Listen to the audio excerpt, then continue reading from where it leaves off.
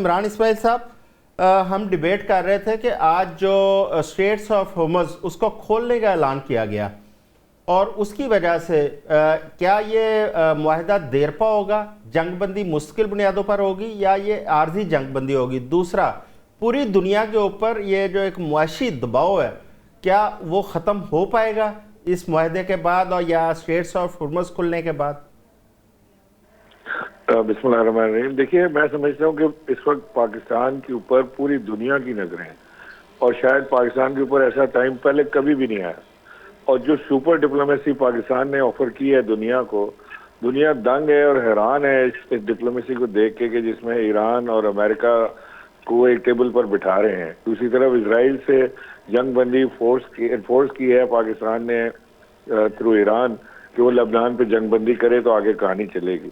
Straight of Hormuz को Trump ने आज स्ट्रेट ऑफ ईरान का नाम दिया है, जो कि एक बहुत बड़ी फतह है ईरान के लिए और पाकिस्तान के लिए कि वो एक इजारादारी जो ईरान की है वो उस पर कायम हो गई है और ये तय हो गया है कि होर्मुज़ जो है वो ईरान का हिस्सा है और ईरान की उसके ऊपर आज के बाद से ईरान की हुकूमत चलेगी। और ये स्टेटमेंट अमेरिका से आना कोई मामूली बात नहीं है। मैं समझता हूँ कि जनरल आसिम मुनीर ने जो एक शानदार डिप्लोमेसी का मुजाहरा किया है, उसके नतीजे में जो पाकिस्तान को इस वक्त लाइमलाइट मिली है दुनिया के अंदर और हर Pakistani is proud of it कि जो पाकिस्तान इस वक्त सेंटर स्टेज पर है वो एक बहुत बड़ी चीज़ है। और ये जंग जो आपका सवाल था कि क्या ये जंग आर्जी होगी या ये मुस्तकिल तौर पर होगी, तो आने वाला वक्त बताएगा। लेकिन लगता ये है कि ये जंग अब मुस्तकिल तौर पर बंद होगी। और एक बार अगर डोनाल्ड ट्रंप पाकिस्तान आ गए और ईरानी सदर पाकिस्तान आ गए और ये मुआहदे पर दस्तखत हो गए तो फिर ये देरपा अमन के जामिन होगी ये सारी कोशिश पाकिस्तान की जो है। अच्छा। तो पाकिस्तान इस वक्त एक बहुत बेहतरीन पोजीशन में है और मैं समझता हूँ कि आने वाला वक्त पाकिस्तान के लिए बड़ा ब्राइट है। बहुत जबरदस्त फ्यूचर पाकिस्तान का नजर आ रहा है। एक शाइनिंग स्टार के तौर पर पाकिस्तान को मैं देख रहा हूँ। अच्छा, इसमें इमरान साहब ये बताइएगा क्या ये मशरक़ वस्ता के जो ममालिक हैं वो ईरान की जो इस वक्त नजर आ रही है जारादारी अगर हो जाती है इस खिते में, क्या वो तस्लीम करेंगे इसको? उनका क्या किरदार होगा? उनके पास कोई चॉइस ही नहीं है तस्लीम। और उनके वालिद मोहतरम ने तस्लीम कर लिया तो उनके पास क्या चॉइस रहेगी। मैं समझता हूँ कि देखिए, इस वक्त जो मशरक़ वस्ता में जो अरब ममालिक हैं उनको भी इस वक्त गौर से देखना पड़ेगा कि इस वक्त दुनिया तब्दील हो रही है। तो ये पुराने वाला वक्त और मामला नहीं रहा। अब बात खुलकर सामने आ गई है। वो जो अमेरिकन लैंग्वेज में कहते हैं there is a new kid in the block. तो वो new kid in the block जो है वो ईरान उभर के आया है, पाकिस्तान उभर के आया है और दुनिया इसको तस्लीम भी कर रही है। तो उनको भी अपने आप को एडजस्ट करना पड़ेगा, अपनी डिप्लोमेसी, अपनी फॉरेन पॉलिसीज को उनको अकॉर्डिंगली एडजस्ट करना पड़ेगा। इसके अलावा सर्वाइवल नहीं है अब। बिल्कुल ठीक है, बहुत शुक्रिया। इमरान इस्माइल साहब हमारे साथ थे। मैं कर्नल साहब आपकी जानब वापस आता हूँ। माजरत मैंने आपको उस वक्त टोका। मैं गैस पाइपलाइन और ईरान से मुमकिन हमारी जो पेट्रोलियम मसनूआत की तजारत है उस पर हम बात कर रहे थे। जी चौधरी साहब, बात ये है, मैं जैसे कह रहा था कि 28 फरवरी से पहले जो दुनिया थी और जो अब जंगबंदी के बाद, सीज फायर के बाद दुनिया बिल्कुल मुख्तलिफ चेंज हो जाएगी। आप देखिएगा कि जैसे पहले भी जिक्र किया गया है कि अब दुनिया यूनिपोलर नहीं है, मल्टीपोलर हो चुकी है। अब मल्टीपोलर में नई ताकतें जो हैं वो चाइना और रशिया, अमेरिका को उन्होंने मुकम्मल तौर पर पिछाड़ दिया है और वो सामने आ गई हैं। और इसके साथ साथ जो रोल जो दो और ताकतें हुआ करती थी, फ्रांस और ब्रिटेन, उनकी भी अहमियत कम हो गई है। आपने इस पूरे मामले में देखा होगा कि अभी उनको किसी ने नहीं पूछा, फ्रांस और ब्रिटेन को, कि ये जो अब ये सारी ये जंगबंदी के सिलसिले में जो ये हो रहा है सारे चीज, इसमें पाकिस्तान सारा किरदार अकेले अब निभाया है और उसका असर था जो उसने पूरे वेस्ट एशिया और साउथ एशिया में एक दिखाया है और उस असर से ये सारी चीजें सामने आ रही हैं। पाकिस्तान के ताल्लुकात तमाम मुल्कों के साथ ठीक हैं इस वक्त, सवाए इंडिया और इजराइल के। तो वो चीजें सारी सामने आ रही हैं और ये अभी इसी तरीके से देखी जाएंगी। यहाँ मैं एक बात और जो अब आपको बताना चाहता हूँ, जो कि जिसको पाकिस्तान को जो फायदा होगा वो ये है कि ईरान की जो क्या मुख्तलिफ ट्रांजेक्शन और ट्रेड थी यूएई के साथ बिफोर द वॉर, वो $45 बिलियन प्लस थी। जो भी ईरान की ट्रांजैक्शंस होती थी वो थ्रू यूएई हो रही थी, दुबई के थ्रू हो रही थी। और ये ईरान की जो क्या ब्लैक इकोनॉमी जो चल रही थी वो यूएई के थ्रू चल रही थी। अब वो सारी इकोनॉमी बंद हो गई है और वो सारी की सारी उसने चलना है, ये सब अब डाइवर्ट होगी पाकिस्तान और इकोनॉमी की तरफ, पाकिस्तान और ओमान की तरफ। ये इसमें हमें कोई शक नहीं होनी चाहिए। जो भी ये चीजें थी यूएई की तरफ और बहरीन की तरफ वो खत्म हो चुकी हैं। ये अब ईरान ने जो कुछ भी इसको डाइवर्ट करना है हमारी तरफ तो कर्नल साहब हम इसके इसको बाद कह सकते हैं कि ब्लैक से व्हाइट की तरफ वो कन्वर्ट हो रहे हैं उनकी इकोनॉमी। हाँ, ऑब्वियसली उसने व्हाइट की तरफ कन्वर्ट होना है पहले, क्योंकि वो सारे के सारा थ्रू जो कर रहे थे, सारे उधर जो बैठे यूएई में थे उनके थ्रू कर रहे थे। अब वो सारे के सारा ओपनली वो करेंगे, और ओपनली जब तल्लुकात पाकिस्तान के इतने अच्छे हुए हैं तो उन्होंने पाकिस्तान की तरफ डाइवर्ट करना ही करना है। और वो पाकिस्तान को इस ओपनिंग को करना है, कैपिटलाइज करना है। उसके बाद दूसरी चीज ये है कि जो अभी सैंक्शंस लिफ्ट होंगी इस माहिदे के क्या कहते हैं नतीजे में, वो उस सेक्शन में जो सबसे पहली चीज सामने आएगी वो यही होगी कि जो ऑयल सप्लाई टू पाकिस्तान और जो ये लैंड रूट है ये खुलेंगे। आप देखें उन्होंने ये जो अभी गब्ड वाला रूट खुला है बलूचिस्तान जा रही है तुर्कमेनिस्तान से, उससे हमने ट्रेड शुरू की है। उसके करीब ही पाइपलाइन ला के उन्होंने जो तकरीबन 300 मीटर उससे पीछे क्या पाइपलाइन जो है वो बिछाई हुई है ईरान ने। और ईरान कह रहा है कि पाकिस्तान के अंदर बिछाने के लिए हमें 6 महीने दें, हम सारी पाइपलाइन पाकिस्तान के लिए आगे बिछा देंगे टुवर्ड्स पोर्ट और बाकी चीजें। और जो आप ये देख रहे हैं कि सऊदी अरब कह रहा है $10 बिलियन की हम रिफाइनरी के लिए आपको वो प्रोजेक्ट शुरू कर रहे हैं इधर। तो वो आप देखिए ये सारी चीजें इससे इंटरकनेक्टेड है। अगर ये सैंक्शंस उठती हैं तो आप देखें पाकिस्तान को कितना फायदा है। इसी पाइपलाइन ने फिर नॉर्थ में सी पैक के साथ जुड़ते हुए उधर चाइना की तरफ जाना है। ठीक हो गया कर्नल साहब, बिल्कुल ठीक है। अपना जी मियां साहब, हमजा साहब, मियां साहब, क्योंकि जी.आर. बलोच साहब की कुछ मसरूफियत है, मैं चाहूँगा कि जाने से पहले मैं उनसे एक आध क्वेश्चन और कर लूँ। जी.आर. बलोच साहब, मेरा आपसे भी यही सवाल है, क्या पाकिस्तान की जो पाकिस्तान और ईरान की गैस पाइपलाइन है, चले गए हैं? अच्छा चले मियां साहब। अच्छा, शेर अफजल मरवा साहब ने हमें ज्वाइन किया। शेर अफजल मरवा साहब वेलकम। अभी हम बात कर रहे हैं ये जो आपने हरमज को खोला गया है और पूरी दुनिया के अंदर जो इस वक्त मुआशी दबाव था वो भी ख़त्म होने जा रहा है। बात यह है शेर अफजल मरवा साहब, क्या पाकिस्तान इसमें से, पाकिस्तान का इसमें कोई शक नहीं बहुत बड़ा किरदार है, एक तारीखी किरदार अदा किया है इस जंग को रुकवाने के लिए, क्या पाकिस्तान को अपना फ़ायदा भी हासिल कर पाएगा?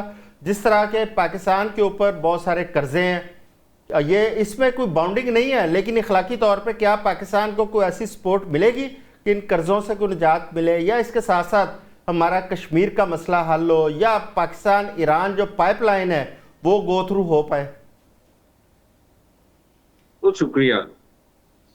देखिए, ये बजाते खुद ही बहुत बड़ी बात है कि पाकिस्तान को ये एजाज़ हासिल हो रहा है कि एक ऐसी जंग जो दुनिया को तीसरी आलमी जंग की तरफ ले जा रही थी, उसके इब्तिदा में तातुल और अब जो है एक फाइनल सेटलमेंट की तरफ जो है जो फरीकेन हैं उनको लेकर जा रहा है। एजाज़ ये भी हासिल हुआ कि मुज़ाकरात भी यहाँ पे हुए, और दुनिया में बहुत सारे ममालिक जो हैं उनको शायद जेलसी फील होगी कि all of a sudden Iran का पाकिस्तान पे एतमाद करना।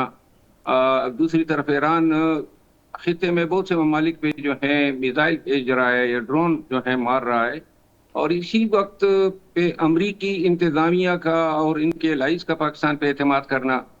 मेरा ख्याल है कि हर चीज़ में हमें फ़ायदा नहीं ढूंढना चाहिए। बाज़ औक़ात बाज़ अवामिल या कारहा जो हैं वो इंटरनेशनल कम्युनिटी में कौमों की इज्जत बनाने के लिए भी होती है, और अगर इसमें हम अपना फ़ायदा ये ढूंढे कि हम इसकी इवज़ कोई फ़ायदा तलाश करें, मेरा ख्याल ये है कि शायद जो पाकिस्तान की क़यादत है उनकी हमीयत भी ये गवारा नहीं करेगी। अलबत्ता अगर पाकिस्तान ईरान गैस पाइपलाइन जो है, अगर ये रिस्ट्रिक्शंस जो कतगने हैं ईरान पे लागू हैं और वो रिलैक्स होती है, और इसके नतीजे में पाकिस्तान ईरान गैस पाइपलाइन, और साथ में पाकिस्तान अगर ईरान से तेल खरीद सके, तो ये इससे बढ़ के कोई फायदा जो है हमें दरकार नहीं है। क्योंकि ईरान में जो तेल अगर पाकिस्तान को आजकल जो पड़ रहा है, ईरानी तेल जो चमन के रास्ते से या तफ्तान के रास्ते से आता है, आपको सुन के हैरत होगी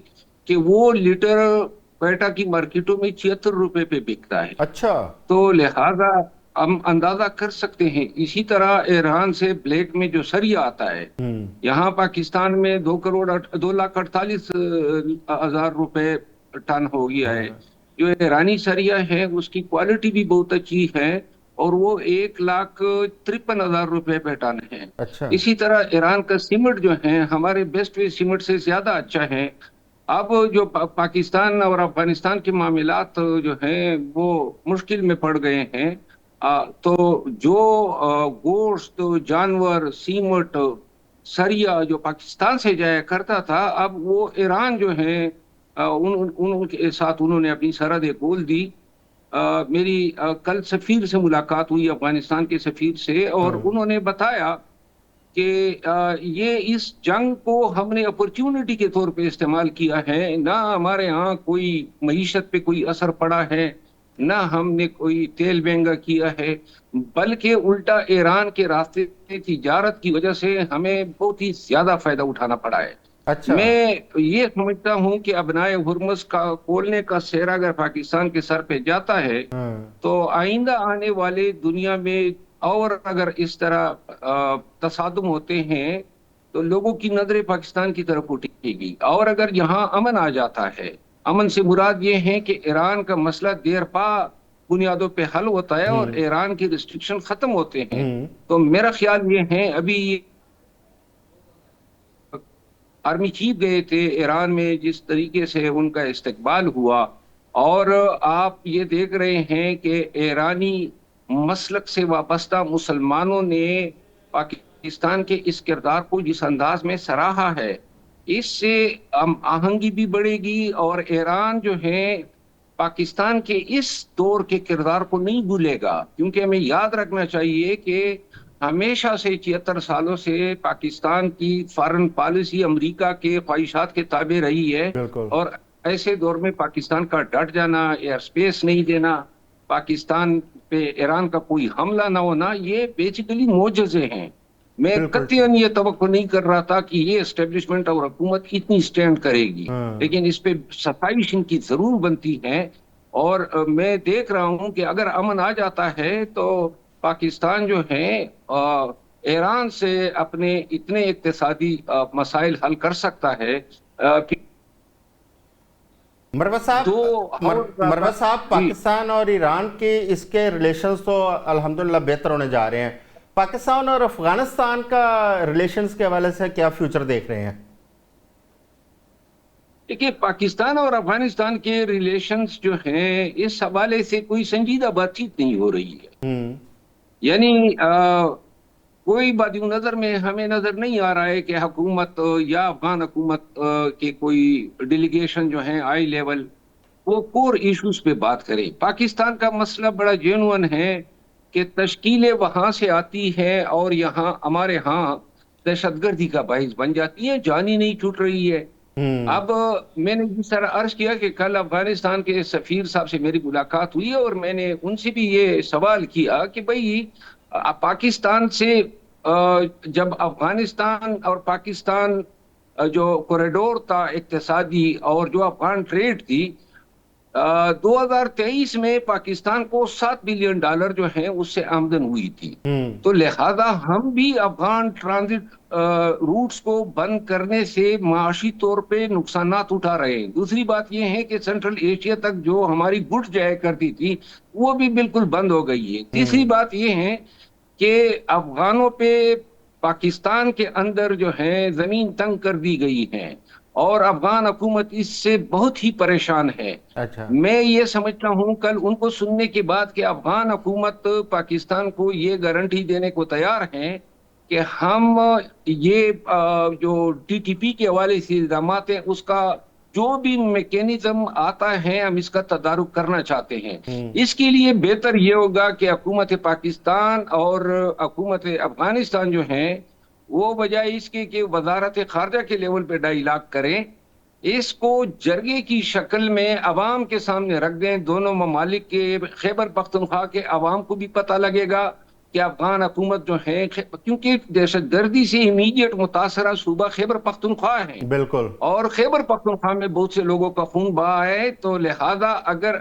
जरगे के सामने बात आ जाती है कि क्यों आप हमारे साथ कर रहे हैं, और अगर वो इसका अजाला नहीं करते हैं, तो फिर यही खैबर पख्तूनख्वा के अवाम होंगे जो अफगानिस्तान को अच्छी तरह हैंडल कर सकेंगे। लेकिन अगर ये अवामी सतह पे ये टर्म्स डिस्कस होते हैं और ये हल निकाला जाता है कि आइंदा पाकिस्तान की तरफ कोई तश्कील नहीं होगी, कोई क्रॉस बॉर्डर टेररिज्म को फैसिलिटेट नहीं किया जाएगा, तो मेरा ख्याल ये है कि अफगानिस्तान की जंगें तारीख में 3 हुई है। एक जंग इनकी अंग्रेजों के साथ हुई, एक जंग रूस के साथ, और एक जंग इन्होंने अमेरिका के साथ लड़ी। मेरा ख्याल ये है कि हमें बिरादर इस्लामी मुल्क होने की हैसियत से इतनी तवील बॉर्डर डिफरेंट लाइन शेयर करने की वजह से और बाहमी सकाफत, तो हमें इस बिरादर इस्लामी मुल्क के साथ अगर हमारे इन चीज़ों का अजाला होता है तो ताल्लुकात को नॉर्मलाइज करना चाहिए और ट्रेड को दोबारा रिज्यूम करना चाहिए। बहुत अच्छी मस्बत बात की, बहुत शुक्रिया शेर अफजल मरवत साहब, आपका आपने टाइम दिया। अब हम बात करेंगे मियां साहब। अच्छा तज़किया दिया। नहीं, शेर अफजल मरवत साहब ने बड़ा बड़े आर्टिकुलेट है वैसे, मैं सुन रहा था। मियां साहब, पाकिस्तान ने एक स्मार्ट लॉकडाउन मुतारफ करवाया जी जी जी, क्योंकि मईशत के ऊपर एक दबाव, पेट्रोलियम मसनूआत की कीमतों में इजाफा। अच्छा, पिछले दिनों पेट्रोल की कीमतों में गवर्नमेंट ने कमी की, खुसूसन डीजल की कीमत में 100 रुपया कमी की, और 135 पेट्रोल की कीमत में नहीं 100 रुपया था ना। अच्छा, तो लान शबाशी साहब ने 135 कर दिया, पेट्रोल की कीमत में 12 रुपए कमी की, लेकिन उसकी वजह से कोई अवाम को फायदा नहीं पहुंचा। आप देखें जितनी कीमतें बढ़ चुकी थी वो वहीं की वहीं हैं। अच्छा, आप क्या समझते हैं, ये लॉकडाउन जो है ये इस मईशत को सहारा देने के लिए कोई सपोर्टिव साबित हो सकता है? मेरा ज़ाती ख्याल है कि दुनिया में जो अच्छा कामयाब मुआशी मॉडल है वो है कि हुकूमतों की मार्केट में, मार्केट इकोनॉमी में कम मुदाखलत का है। यानी जितनी मुदाखलत या जितनी सख्ती आप करेंगे या पाबंदियाँ लगाएंगे, स्मार्ट लॉकडाउन करेंगे या लॉकडाउन, तो मईशत जो है, मईशत का पहिया चलेगा तो मईशत मुल्क को भी मुस्तहकम करेगी। यानी कि मईशत अगर तजारती सतह पे है, इनफरादी सतह पे है, वो फिर जाके कलेक्टिव सतह पे मुल्क की मईशत को फ़ायदा पहुँचाती है। जैसे कहते हैं ना टर्नओवर, यानी चेंजिंग हैंड्स। तो पैसा जब चेंजिंग हैंड्स करता है तो वो मुल्क का पहिया इकोनॉमिक इंजन चलता है। अच्छा, मेरा ख्याल है कि इसका हम कॉस्ट बेनिफिट कोई निकाल नहीं पाएगी, यानी नफ़ा नुकसान का जो मुआवजा है तकाबली ज़्यादा, वो हमारे एक्सपर्ट्स हुकूमत में जो बैठे हैं वो नहीं कर पाए कि जी ज़्यादा फ़ायदा है या ज़्यादा नुकसान है। मेरी दानिस्त में ज़्यादा लॉकडाउन से मईशत जो है वो स्क्वीज़ हो जाती है।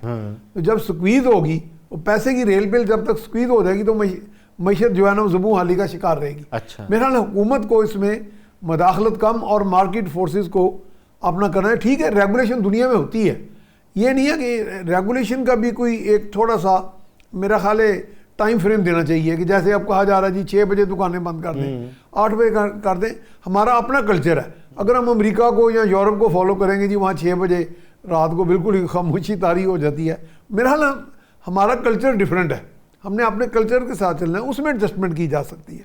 तो मेरा ख्याल है इसमें एक बात तो आज अच्छी हुई है कि शायद हमारी पावर डिवीजन भी अब उसका कह रही है, बड़े दावे कर रही है। वैसे तो हाई कोर्ट का फैसला है कि जी वो जो बिजली फ्री दी जाती थी और वो भी शायद करोड़ों अरबों में थी, जो मुलाजमीन को या दीगर कुछ लोगों सरकारी अफसरों को, तो वो कह रहे हैं कि आप अवैध लगा रही, तो वो दावा कर रहे हैं कि हमारी हुकूमत का ये कारनामा है। हालांकि मेरा ख्याल वो हाई कोर्ट की तरफ से ऑर्डर आया, लेकिन ये अपनी तरफ से तासुर दे रहे हैं कि हम इस पे पहले तैयार से बैठे। नहीं, एक पिटीशन दायर हुई थी। हमजा साहब, आपका क्या ख्याल है ये जो एक स्मार्ट लॉकडाउन? अच्छा, इसमें एक कुछ चीज़ें बड़ी मतलब स्मार्ट लॉकडाउन में मैं समझता हूँ कि उसको कोई बारीक बीनी से तरतीब नहीं दिया गया।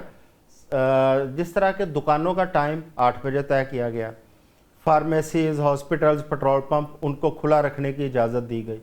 अच्छा, जो स्पोर्ट्स एक्टिविटीज़ हैं, मसलन हमारे यहाँ पे एक्सरसाइज के लिए जिम है, उनका कोई जिक्र नहीं है नोटिफिकेशन के अंदर। लेकिन 8 बजे पुलिस बंद कराने के लिए पहुंच जाती है। दीगर स्पोर्ट्स एक्टिविटीज़ हैं उनके ऊपर भी, जो इंडोर स्पोर्ट्स हैं उनके ऊपर भी पाबंदी है, लेकिन नोटिफाई नहीं किया गया। अब ये अगर जिम को बंद, ये तो आपने कोरोना के दौरान अगर आपने देखा हो, कोविड में भी ये एक्सरसाइज का जो एक्टिविटीज़ थी, खुसूसन जिम थे, उनको बंद नहीं किया गया था उस तरह जिस तरह अब हुकूमत करवा रही है। क्या ये जिम्स को बंद करके, दुकानों को बंद करके हम इस तरह अपनी बचत कर पाएंगे? देखिए जी आजम, ये है कि 6 अप्रैल को डॉन में आर्टिकल आया था, इसमें उन्होंने बताया था कि 26 दिन का हमारे पास तेल है। मेजॉरिटी आपकी जो बिजली बनती है पाकिस्तान में वो पेट्रोलियम सोर्सेज हैं। हाँ, ठीक है। आज मैं बल्कि एक और जगह पर भी था और मैंने एक कॉलम भी लिखा इस पे कि 11 दिन की बिजली अभी आपके पास मौजूद है, और जो है ना 11 दिन के तेल आपके पास मौजूद है, क्योंकि 21 अप्रैल तक सीज फायर था। अभी हम सीज फायर की सिचुएशन में चल रहे हैं। और बड़ी मजे की मैं आपको बात बताऊं कि जो पाकिस्तान पे इस टाइम दबाव डला है, वो डला है कि आपको $3.5 अरब यूएई ने वापस मंगवाए हैं। 3.5 अरब। उसके अलावा 1.4 बिलियन का यूरो बॉन्ड था जो आपने वापस दे चुके हुए हैं। ठीक है।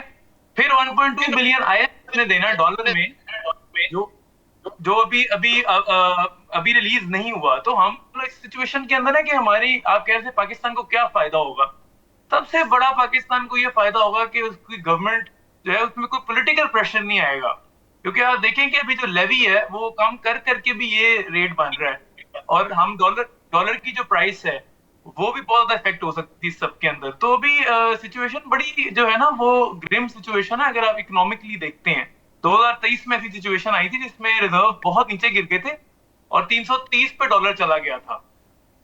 तो अभी सिचुएशन उससे मिलती जुलती है। और मैं बल्कि मेरा एक डिप्लोमेटिक मैगजीन है वॉशिंगटन DC में, मैं उसमें एक इंडियन ऑथर के साथ राइट कर रहा था। मैंने कहा कि जी आप लोग इतना शोर डाल रहे हैं पाकिस्तान के ऊपर, इंडिया वहां पर लोगों के पास खाना नहीं है, वो खाना नहीं खा पा रहे बेचारे, उनके पास LPG सिलेंडर इतना महंगा हो गया, लेकिन मोदी जो है वो चुप है। तो हमारे बारे में वो इतनी बातें जो उन्होंने की हैं, तो उस पर मैंने एक आर्टिकल लिखा है अभी जो पब्लिश हुआ है। पाकिस्तान उसके लिए हाथ पैर मार रहा है और ये रुकवाना जंग बहुत जरूरी है।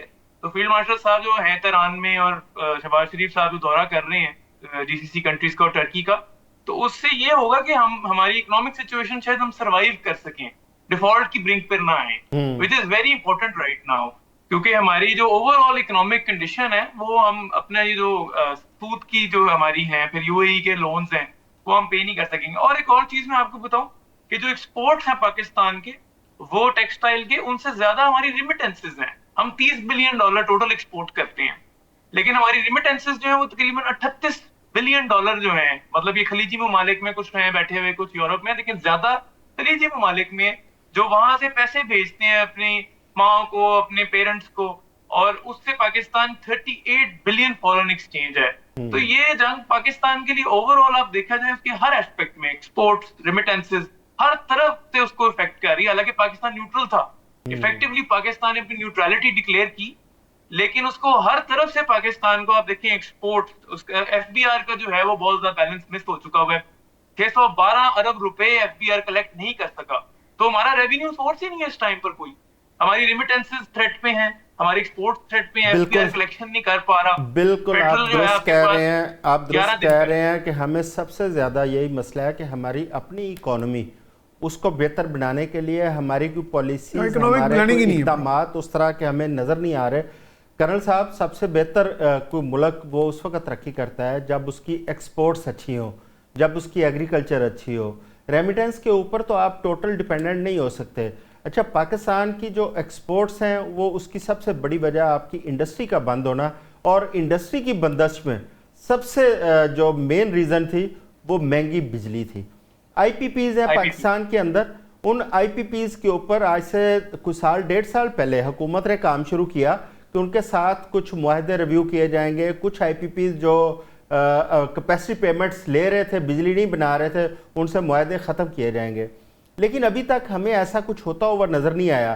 कैपेसिटी पेमेंट्स भी दी जा रही हैं और वो बिजली नहीं बना रहे, इसके बावजूद कौम का वो खून चूस रहे हैं, पैसा ले रहे हैं। कर्नल साहब, आप क्या समझते हैं इसको, एनर्जी क्राइसिस जो है इसको कैसे ठीक कर सकती है हुकूमत? चौधरी साहब, मैं अर्ज ये करूंगा कि पिछले साल अप्रैल में आप अगर चले जाएं, जो मुल्क के हालात थे और जो आज ये हालात हैं 1 साल बाद, उनमें कितनी तब्दीली है। मुआशी तौर पर तो बताइए। नहीं कर्नल साहब, मुआशी तौर पर तो मजीद दबाव है। मैं कौम की बात कर रहा हूँ, मुल्क को इज्जत जरूर मिली है लेकिन मुआशी दबाव बढ़ गया कौम के अभी ऊपर। ये जो आपकी ये अंदरूनी और बैरूनी जो चीजें हुई हैं, इनका असर आपकी क्या ये जो स्टेबिलिटी है इंटरनल और जो आपकी इकोनॉमिक स्टेबिलिटी पे इसका असर पड़ेगा। आपसे 5 बिलियन डॉलर यूएई ने लिए हैं, लेकिन उसके एवज आपको $5 बिलियन आ भी रहे, बल्कि आज $8 बिलियन की बात। 3 बिलियन का फौरी तौर पे कहा जा रहा है जो सऊदी अरब हमें देने जा रहा है, और 2 बिलियन का शायद ऑल ओवर मेरा ख्याल है। हाँ, अभी फोर्स मेजर चल रही हैं, ये चीजें ऐसी हैं, आपके हालात ऐसे आए हैं जिससे आपकी ये इनस्टेबिलिटी जो है इन फील्ड्स में चल रही है। लेकिन आप याद रखें कि आपके मुल्क की इकोनॉमिक क्राइसिस इतने नहीं है जो बाकी मुल्कों के हो रहे हैं। बाकी दुनिया के हालात को भी इन कंपैरिजन आप अपने जहन में रखें। इस वक्त जो तेल है, तेल की कंडीशन ऑयल की और गैस की है, आपके मुल्क में कोई इतनी ज्यादा आपकी शॉर्टेज नहीं हुई है। अगर आपको थोड़ा बहुत उन्होंने कहा है कि आप ये अपनी क्या कहते हैं कट डाउन करें क्या बिजनेस एक्टिविटीज और बाकी मार्केट प्लेसेस, तो उसको इतनी कुछ ज्यादा बात नहीं है। उस पर हम वैसे ज्यादा इतना शोर मचाने की हमें आदत है, हम मचा रहे हैं। लेकिन आप जरा बाकी कंट्रीज को भी तो देखिए ना, उनके पास जो शिपमेंट अभी 200 शिप जो ऑयल टैंकर खड़े हैं गल्फ में, ये किसी कंट्री में जाने थे, ठीक है ना। उन मुल्कों के अभी तक रिजर्व्स एग्जॉस्ट हो गए, उनकी क्या हालत है, वो कहां से ले रहे हैं, उनके पास है नहीं, वो बिल्कुल एंड पे पहुंच गए। तो उनका भी कभी आप जाके कंपैरिजन देखिए, तो मैं उनकी मीशत का क्या हाल हो रहा है।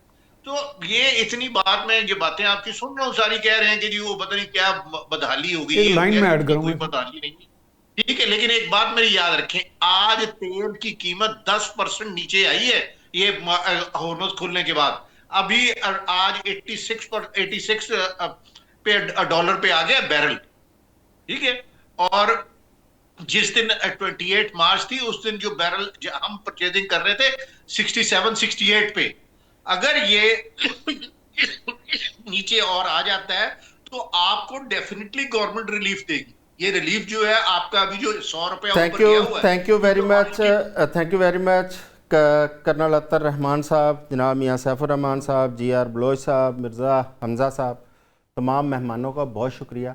देखिए, पाकिस्तान की इकॉनमी उसको मुस्तकिल बुनियादों पर दुरुस्त करने की ज़रूरत है, इसमें कोई शक नहीं है कि पूरी दुनिया इस वक्त मुआशी तौर पर दबाव का शिकार है। लेकिन पाकिस्तान की जो एक्सपोर्ट्स में कमी हुई है, पाकिस्तान की एग्रीकल्चर में जो इस वक्त इन्हतात नज़र आ रहा है, इसको ठीक करना हमारी हुकूमत वक्त की ज़िम्मेदारी है। इसके साथ साथ मैं हुकूमत से जाते जाते ये भी एक अपील करूँगा, दरख्वास्त करूँगा कि स्मार्ट लॉकडाउन करें, उन बुनियादों पर करें कि आम आदमी, गरीब आदमी वो मुतासर ना हो। जो छोटा कारोबारी है, छोटा जो रेडीबान है, कम से कम उसके बच्चे वो भूखे ना सोएं। इसके साथ साथ जो स्पोर्ट्स एक्टिविटीज़ हैं, बिलखसूस इंडोर स्पोर्ट्स हैं, जो जिम है, एक्सरसाइज जिम है, उनको भी आपने अगर बंद कर दिया, क्योंकि बहुत सारे लोग हैं जो शाम के वक्त जाते हैं, एक्सरसाइज करते हैं और हेल्दी एक्टिविटीज़ वहाँ पे की जाती हैं, तो हुकूमत ने या हमारी पुलिस ने या अदारों ने उनके ऊपर पाबंदियाँ आयद कर दी हैं। इसको भी देखने की ज़रूरत है। आज के लिए बस इतना ही। कल दोबारा आपकी खिदमत में हाज़िर होंगे जंग की ताज़ा तरीन सूरत हाल या अमन की ताज़ा तरीन सूरत हाल लेके। अपना ख्याल रखिएगा। अल्लाह हाफ़िज़।